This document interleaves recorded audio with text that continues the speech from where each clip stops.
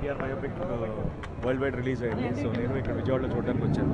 ఇప్పటివరకు యూఎస్ నుంచి కానీ ఇక్కడ ఏపీ తెలంగాణలో కానీ అన్ని రిపోర్ట్స్ చాలా బాగున్నాయి సినిమాకి. అండ్ సో ఇప్పుడు నేను చూసిన తర్వాత మళ్ళీ మీతో మాట్లాడతాను. Thank you.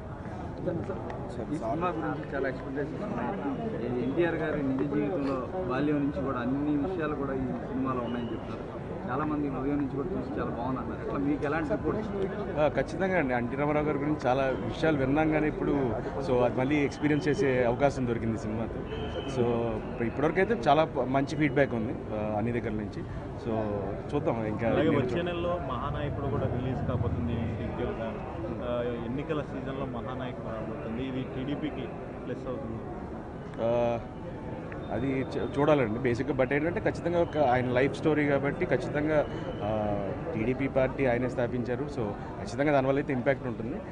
సో అది ఎలా ఉండబోతుందో వెయిట్ చేయాలిగా. పెద్దనాన్న గారు కూడా క్యారెక్టర్ కూడా దీంట్లో రానా వేశారు. ఎట్లా బాగా సెట్ అయ్యాడండి రానా పెద్దనాన్న గారి క్యారెక్టర్లో. అండ్ చూడాలిగా. నేను ఇంకా సినిమా చూడలేదు. So let me see and let me get.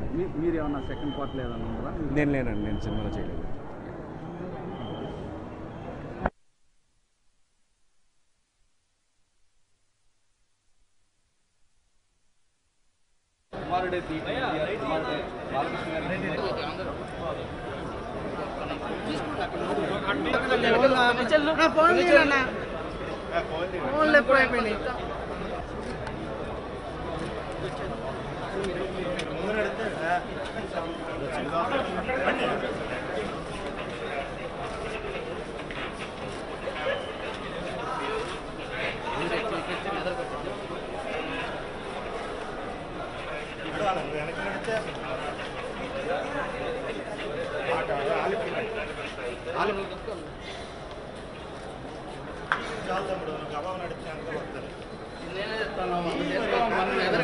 నువ్వెందుకు